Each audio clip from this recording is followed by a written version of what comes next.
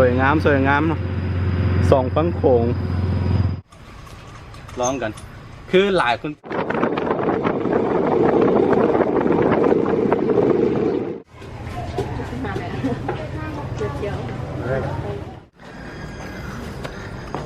โอเคทุกคนตอนนี้เราก็กลับมาฮอดจุดที่เขาพักแล้วทุกคนนี่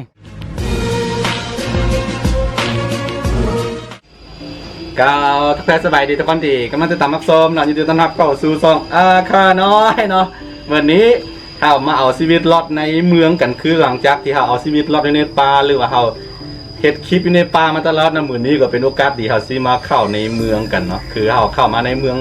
โตเมืองห้วยทรายเลยเนาะเป็นแขวงเนาะเป็นแขวงบ่อแก้วหั่นน่ะง่ายๆคือหลังจากอัน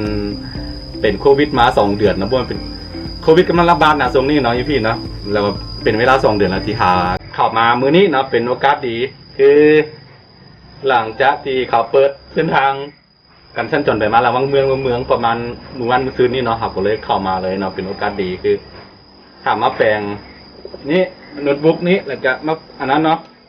มาเปลี่ยนรถเนาะมาเปลี่ยนเสื้อรถให้ตะกล้องน้อยเนาะรถตะกล้องน้อยเนาะมื้อนี้เป็นจังได๋ล่ะขอให้ทุกคนติดตามยาวๆไปเนาะมาเลย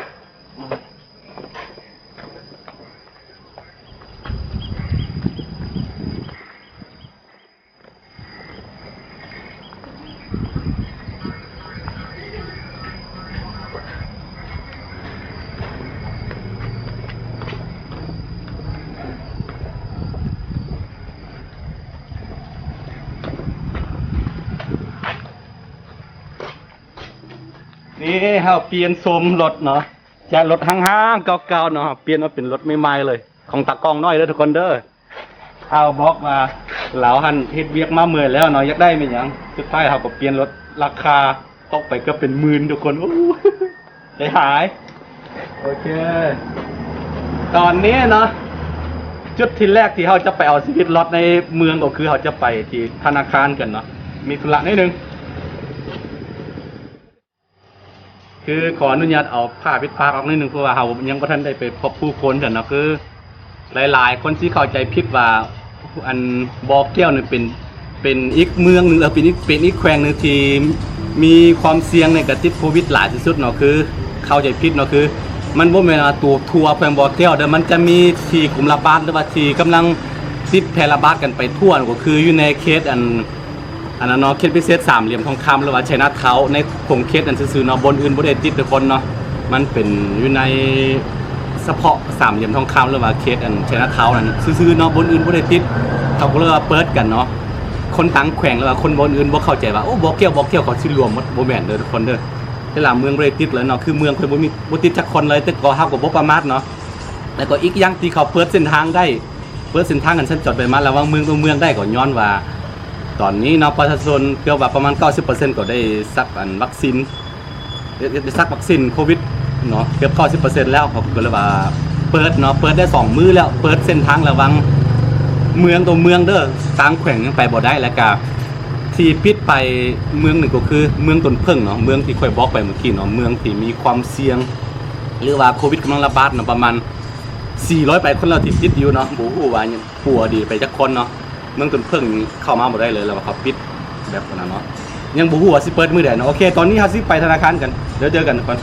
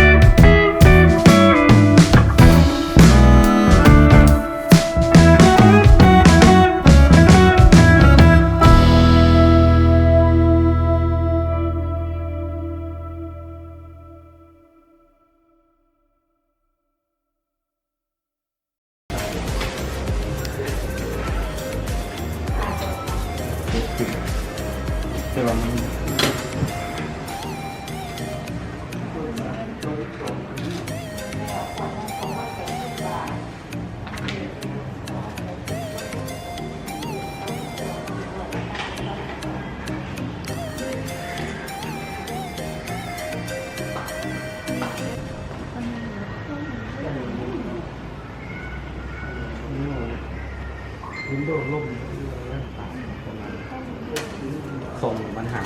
ก็ประมาณข้อขึ้นโดนขึ้นเรื่องนี้อะไรขึ้นไม่ได้แต่ว่าเขาไม่ยินเลยครับ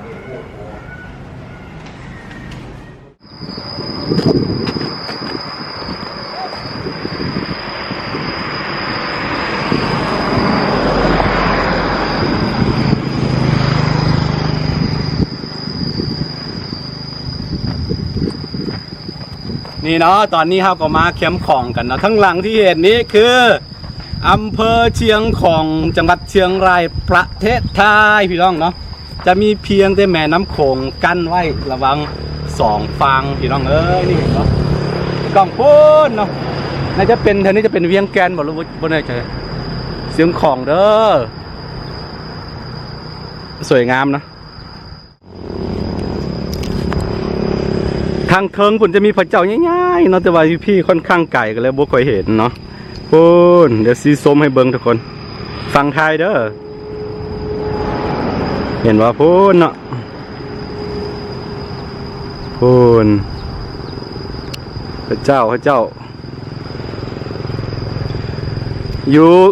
ยู่อันระหว่างกลางของแม่น้ำคงจะมีดอนเนาะแล้วก็เห็นชาวบ้านเขาไปเฮ็ดสวนเป็นอย่างอยู่บ่ได้จะว่าเฮ็ดสวนหรือว่าเฮ็ดอย่างสักอย่างเลยแหละมีคนเนาะโอ้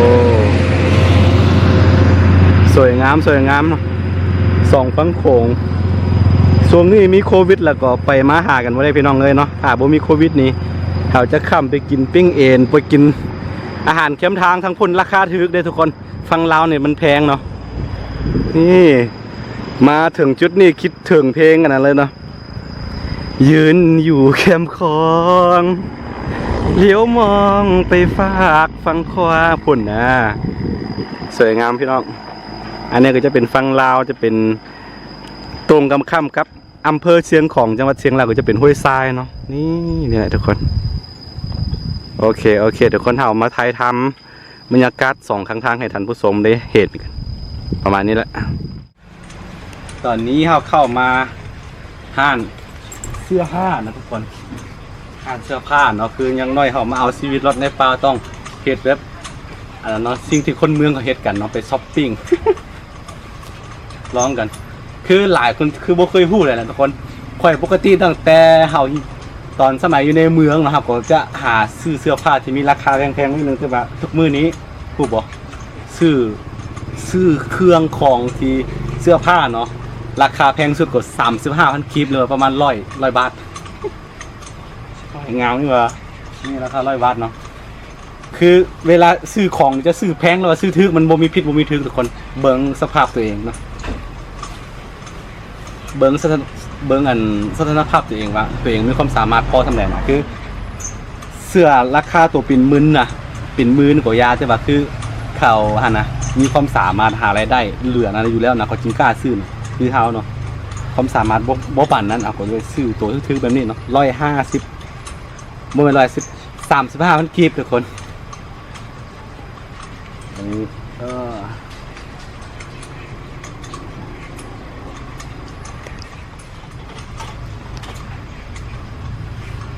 ทุกอย่าง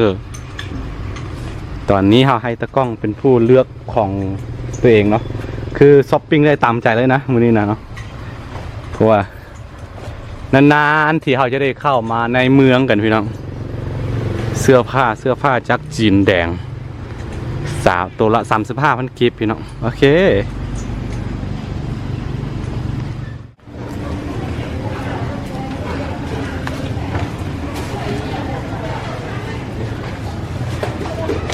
ได้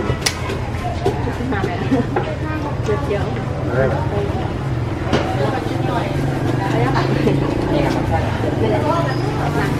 เจอทุกคนตอนนี้ครับก็ซีเดินทางกลับไปยังบ้านพักของเขานะหลังจากที่เขามา เลาะได้ประมาณ3 ชั่วโมงกว่าๆแล้วตอนนี้รู้สึกว่าฮ้อนแห้งเลยอยู่ที่โพยไซน์โอเคเดี๋ยวเราเข้าไปฮอตในห้องรัสเซียที่ไปรายละเอียดว่าเมืองโพยไซน์เป็นจังได๋โอเคได้เจอกันโอเคทุกคนตอนนี้เราก็กลับมาฮอดจุดที่เราพักแล้วทุกคนนี่อันนี้จะเป็นบ้านพักนะจะเป็นห้องเนาะโอเคทุกคนตอนนี้เราก็กลับมาฮอดแล้วเนาะนี่เราสิกินข้าวกันนี่หลังจากที่เราไปเอาชีวิตรอดอยู่นอกเนาะภายในเมืองเป็นเวลาประมาณ 3-4 ชั่วโมงกว่าแล้วก็เราก็กลับมาสิกินข้าวกันนี้อันนี้ก็เป็นจินไข่นี่นะครับกำลังสิกินข้าวกันนี่มีชิ้นหมูมีเจียวน้ำปูเห็นบ่ชิ้นควายแล้วก็หมู3 สั้นปิ้งประมาณนี้เนาะ2 คนกินน้ำกันโอเคโอ้หิวหลังจากที่อย่างที่บอกไปหลังจากที่เราไปเอาชีวิตรอดในเมืองมา 3-4 ชั่วโมงเต็มๆเราก็ได้อาหารมาสุดยอดพี่น้องเอ้ยนี่น่ากินเลยทีเดียวโอ้โหแล้วก็เจียวน้ำปูนี่เอ้าเป็นมัวๆเว้ยนี่โอเคเราจะกินข้าวกันทุกคน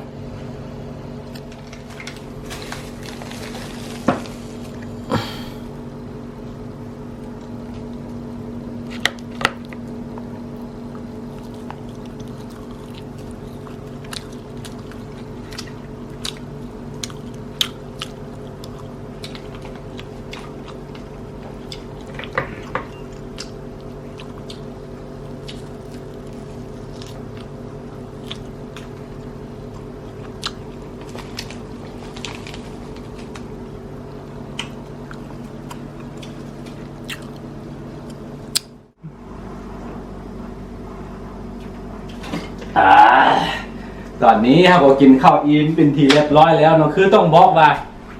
เป็นพื้นที่ที่เฮาบ่คุ้นเคยเหมือนเดิมเพราะว่าเฮาอาศัยอยู่ในป่าแล้วก็แบบรู้สึกว่างงๆแล้วก็มันเวลาถ่ายทอดออกมากกว่ามันบ่เป็นแบบธรรมชาติปานใดเนาะแต่ก็บ่ว่ากันเนาะอันนี้คือเป็นกันมาเอาชีวิตรอด1 วันใน